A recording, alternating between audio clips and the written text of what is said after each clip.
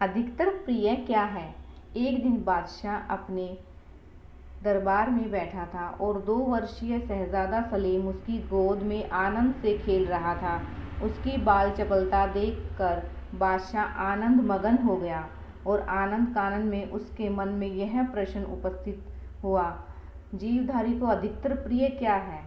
बादशाह को चुप देखकर सलीम उसका ध्यान अपनी तरफ आकर्षित करने के लिए प्रेरित करने के अभिप्राय से तुलना कर कुछ बोला। उसकी बातों ने बादशाह के आनंद को और भी बढ़ा दिया। आनंद बस वह अपनी मनोगत भावों को दबा न सका और तत्क्षण समस्त दरबारियों की तरफ लक्ष्य करके पूछा, इस पृथ्वी पर प्राणियों को अधिकतर प्रिय क्या है। दरबारी सोच में पड़ गए, कोई कुछ कहता तो कोई कुछ। अंत में आपस में गोष्ठी करने लगे, परंतु फिर भी किसी सिद्धांत पर अटल नहीं हुए। बीरबल की अनुपस्थिति में इन विचारों पर कभी बेजैसी भी तर्क नहीं आया करता था। यदि बीरबल प्रस्तुत होता तब तो उनका वह कारण था। बच्चा भी बीरबल के रहते ऐसी बातें किसी दूसरे दरबारी से कभी न पूछता। आज की सभा में बीरबल न था, जिस कारण उसके ऊपर ऐसी आफत आई। कुछ देर सोच समझ लेने के बाद सर्वसम्मति मिलाकर एक वृद्ध दरबारी बोला, पृथ्वीनाथ अधिकतर प्रिय लड़का होता है। दरबारियों ने आपस में की गोष्ठी से निश्चित कर लिया कि इस समय बादशाह लड़के को गोद में लिए हुए खिला रहा है, अतएव उसके प्रश्न का इशारा लड़के की तरफ ही है। बादशाह उस समय वृद्ध दरबार का उत्तर स्वीकार कर लिया और सभा बर्खास्त हुई। बीरबल राजकीय कार्य से कहीं बाहर गया था और दूसरे ही दिन आ पहुंचा। बीरबल को सभा में बैठते ही वही प्रश्न उससे भी किया।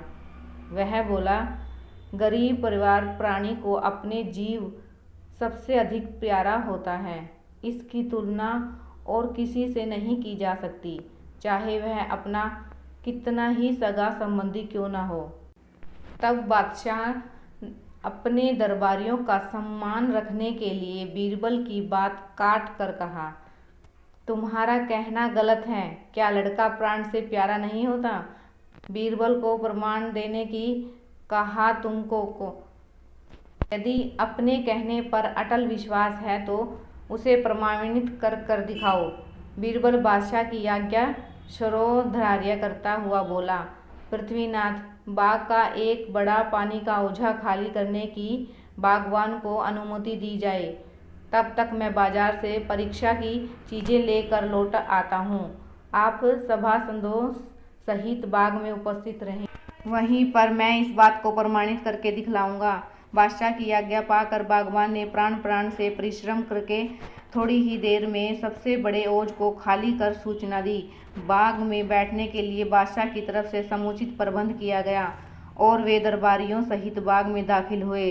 तब तक बीरबल भी एक बंदरिया को उसके बच्चे सहित लेकर बाग में आया। बीरबल ने दरबारियों बंदरिया को बच्चे सहित हौज के मध्य भाग में बिठा कर ऊपर से पानी भरने की आज्ञा दी। हौज में पानी भरा जाने लगा। पानी क्रमशः हौज के ऊपर चढ़ता गया। तब बंदरिया अपने बच्चे को ऊंचा उठाती गई।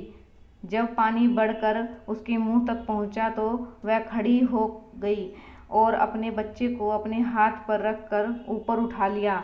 सब लोग इस नज़ारे को बड़ी गौर से देख रहे थे। बादशाह बीरबल को चिंता कर बोला, शाहजहां बीरबल, क्या देखते नहीं हो कि ये बंदरिया अपने प्राणों पर खेल कर बच्चे को बचा रही है।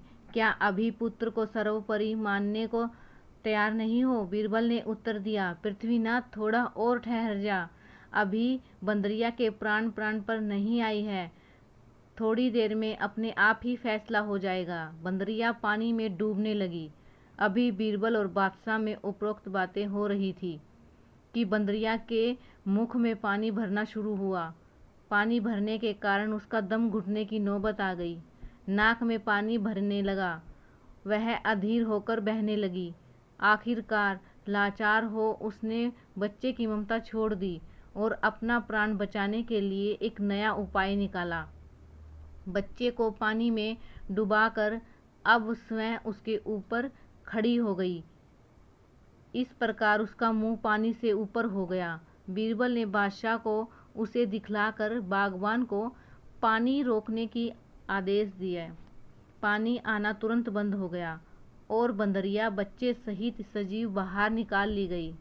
बीरबल ने कहा, शाहजहां, आपने देखा है कि जब तक प्राण बचने की आशा थी तब तक बंदरिया बच्चे का प्राण बचाने की पूरी कोशिश करती रही, परंतु जब उसके ही प्राणों पर आफत आई तब वह बच्चे की जीवन रक्षा भूल गई, बल्कि स्वयं उसके जान की ग्राहक होकर अपना प्राण बचाया।